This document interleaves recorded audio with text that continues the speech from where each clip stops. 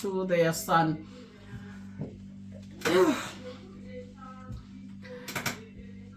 Yazi ayikho into ebuhlungu ukuthi umntana etsakhula emncane azi ukuthi ubabakhe abhekelele kuwe ukuthi wena umuntu ozomguide, wena umuntu ozombonisa impilo, wena umuntu ozoba i-backup yakhe ngisho noma ngabe sekuthiwa umhlaba shayela izandla kangakanani, kodwa wena the person acabanga ukuthi uwe okufanele umbonisa indlela, kube uwe umuntu omdestroya, udestroy impilo yakhe. Kwesinye isikhathi kubenzima nokuthi akhona ukuvusa ikhanda, abe nama-question angeke akhona ukuthola impendulo kuwo. Ilento enziwa bobaba abama-narcissist ebantwaneni babo iba buhlungu kakhulu, ngoba emntwaneni omfana indoda le kufanele ikhuliswe enye indoda. Usazoba nabantwana benekhaya ashade, umlingani wakhe abhekelele kuye ukuthi amnikeze that protection. Uyomnikeza iphi protection yena kwasayena angayitholanga kubabakho omzalayo?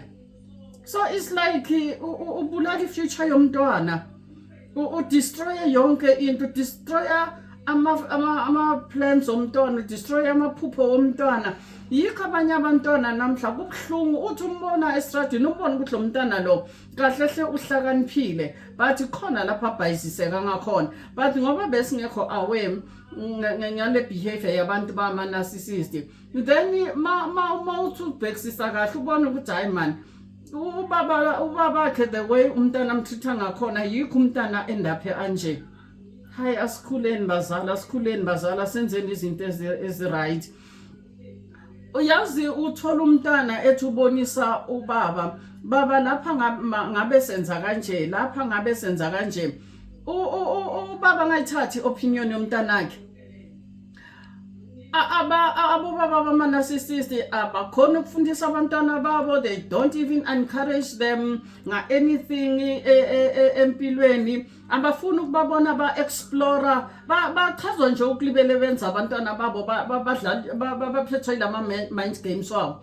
Uthanda nje ukubona umntanakhe ehlenyuka, umntana engazazi ukuthi ufanele enzeni, but khona ubaba uyaphila.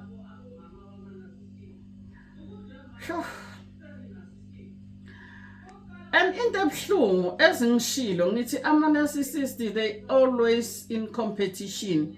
Kokunye yazi bakhompithela nento engenangqondo, just ukuthi ngi-narcissist kufanele yena always awine at all cost.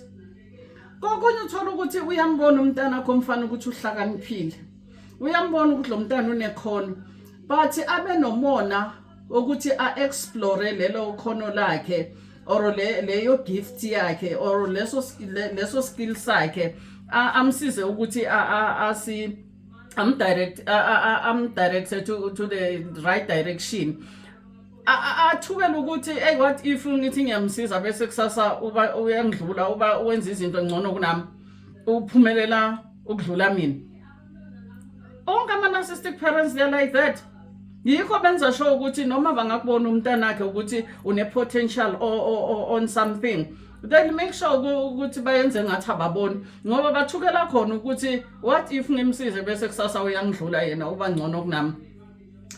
Abahlali phansi nabantwana babo babafundise, they actually lecture them.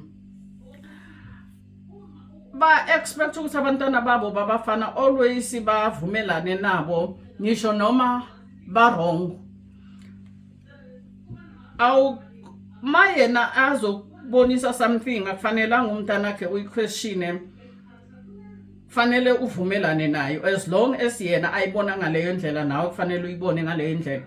But by so doing asiqhubekeli phambili, akusimpilo lokho, akusikhulisa, akusakhi. Abahlonipha ama-boundaries wabantwana babo, especially thola ukuthi umntana omfana sekashadile, unomuzi, mhlamba sithi sekaphumile ekhaya. Yilabo baba narcissist laba nje out of the blue uzofika angeke akufonele umntanakhe mntanami ngisendleleni bengithi mhlambe ngidlule ngimpingelele ngoba mhlambe ngiaround ku area yakho or ngisekhaya ngicabanga ukuza kwakho kunento engifuna sibonisane no uzokushela ukuthi why kufanele ngicela ipermission yokuyo endaweni lapho kuhlala khona umntanami ilabo zobona nje uyangena ubaba akakutshelanga aka-arrangeanga nawe so abahlonipha ama-boundaries wabantwana bakhe ukuthatha nje ifone umntana umazise in time ukuthi bengisacela ukuvakasha kwakho or around endaweni lapho uhlala khona ngakhona ukudlula ngikubone or kunento ekhona ekhaya bengisacela ukuthi ngize ngizokulanda uzokhona ukungisiza abakwenza lokho abobaba ama-narcissist ukufonela manje suka la uye la akafuni kwazi ukuthi wena ukuphi wenzani ukudisturba kangakanani no ukutshela ukuthi uyakowuna umntanakhe angakutreata the way afuna ukutreata ngakhona lo muntu ukuhlukumeza usakhula lo muntu yokuhlukumeza sewuphumile umshiyile nelikwakhe uhlala kwakho uyokuhlukumeza sowugugile umkhulu. That's how abama-narcissist benza ngakhona ebantwaneni babo, but this can also apply both bantwana bamantombazane nabantwana babafana. Ayikho nje leyo boundary between abazali. Umzali oyi-narcissist makafila ukuthi namhlanje ngiyavuka ngiyageza ngiyahamba ngiyovakashela umntanami, they don't care, usitshela ukuthi ule right. But angeke abe naleyo nto ukuthi ayi useshadile kuyofanele ngicale ngikhulume nomntanami abonisane nomuntu ahlala naye. No, abakwenzi lokho. Yilaba nje esikhaleni ombona qhamuka athi ngivakashile ngikhona senizozwa ngayo ukuthi ufuna ukuhlala isikhathi esingakanani, akacela ipermission yenu isawukhona endlini ulapho. Ene uthola ukuthi yize ezinye izinto depending ukuthi umlingani wakho umuntu onjani athi makahamba umzali nisala niyaxabana and wena ngeke uyenze leyo nto kwakhe. Uzothi ufika kwakhe akutshela ukuthi ngitshela ubani ukuthi ngiyeza lapha kwami kufanele ungifonele kuqala ungitshela ukuthi uyeza, but akusilento kule treatment abazokunikeza yona bona kuwe they expect yo hayi bayahlupha man labazali labanje man abazali ama-narcissist ni problem empilweni zabantwana benu. Ilo mzali ozofika kwakhe avakasha inyanga yonke akacelanga permission, akafuna ukwazi ukuthi umlingani wakho nidiscussile nikhulume. Kulesikhathi samanje bantu impilo inzima, impilo iyadura, kufanele kuboniswane akukhulunyiswane.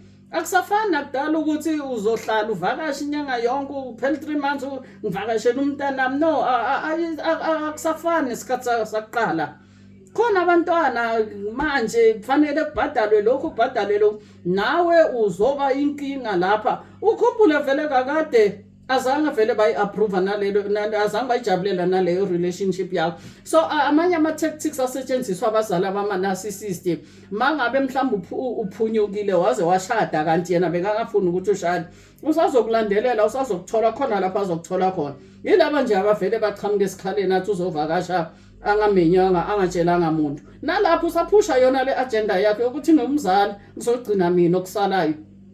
Ebuhlungu lento esiyenzayo bazali ebantwaneni bethu. Akusindlela engabe sikhulisa abantwana, frustrate abantwana, akusindlela yokukhulisa abantwana leyo. Uthole ubaba oyi-narcissist umntanakhe uzomtshela umntanakhe umfana mase oshadile ngaleso sikhathi usuphumile kwakhe nosiqalelo wakho umndeni, kodwa usazoku-instructor the day mntanami ufuna ukuthenga imoto utshele mina babakho ngizokukhethisa. Uzokutshela ukuthi uthenga imoto enjani, ikhale enjani, akutshela nje ngento engakusuthi nokukusutha, but ngoba leyo nto isutha yena akhohlwa ukuthi somdala manje you can make your own decision. Angisho usushadile nomuntu wakho enizobonisana nithenge imoto esutha nina, but ubaba oyi-narcissist they always that can also apply nomama oyi-narcissist. Bayangenelela nje emishadweni yabantwana babo, bayangenelela kuma-relationship wabantwana bami just to prove a point ukuthi ngiyogcina mina owami lo mntana omshadile, whether umshadile or senihlela isikhathi esingakanani, but according to umzali oyi-narcissist usase umntanakhe and ezinye izinto uzozenza the way yena afuna ukuthi zenzeke ngakhona. sometimes yazi kwenza nomntana angazi ukuthi ukhuluma nobaba makwenze njani.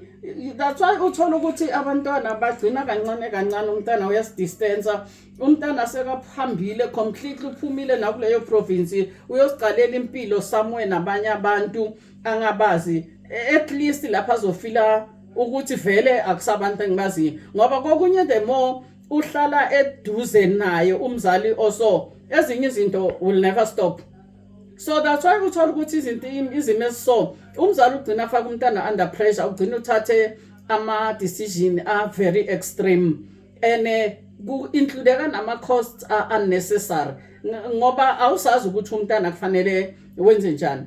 Liba buhlungu ke, that's why ngithi kukhona ivideo engisazoyenza earlier khona lapha engiyenga mention khona ngathi even naphakathi kwenu nabantwana abazali abama-narcissist abatreat abantwana babo ngendlela efanayo.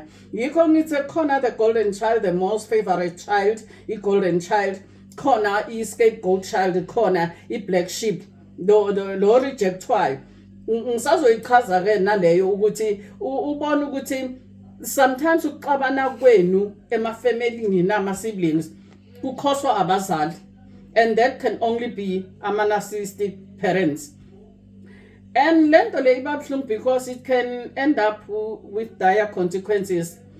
Engenza futhi uthola ukuthi omnye umntwana depending ukuthi umntwana lento uyibekezelela isikhathi esingakanani, or strong kangakanani or weak kangakanani. Yikho uthola abantwana umntana sokwa confuse akwazi ukuthi athathe yini ahlanganise nani, uthola umntana sekathatha impilo yakhe or umntana uba involved kuma substance abuse. Then siphinde futhi thina abazali sizenze ngcono ke ngalabantwana. Sesiyaqala manje abantwana sibabiza ngamagama, kunamaphara, kunabonya upesi. Angicabanga ukuthi ukhona umama owangenele ibahotho wayozala umntana, bathi mabambuza ukuthi igama lomntana wakubani wathi uphara or unya upesi. Ilezinto labantwana kokunye baze babizwe ngalamagama amaphara nabonya upesi. Yithi abazali esiphushela isimo size sifikela, especially ama-narcissist parents. Yibo igama elithi phara liqhamuke ngomzali oyi-narcissist, umama nobaba. Igama elithi nyawupesi liqhamuke ngomzali oyi-narcissist, ubaba nomama. Bese noma okusalayo bazali singabe sesibabize ngalawo magama labantwana abazizelanga lapha emhlabeni, balethwe yithi emhlabeni. Kodwa ngoba thina sistrugglisha phethwe ama-frustrations wethu, kokunye yithi esahluleka ukwenza ama-choices are-right ngey'mpilo zethu, kwaze kwa-end up kuvela labo bantwana labo. Still asiwini ngoba wena as a parent, narcissist or no narcissist parent, as a parent nje in general, we are going to be held accountable ngalabantwana ngoba yithi esibalethe emhlabeni. Akucace lokho, akuhlale engqondweni zethu. Sizohlangana kwenye video. Thank you very much. Okay.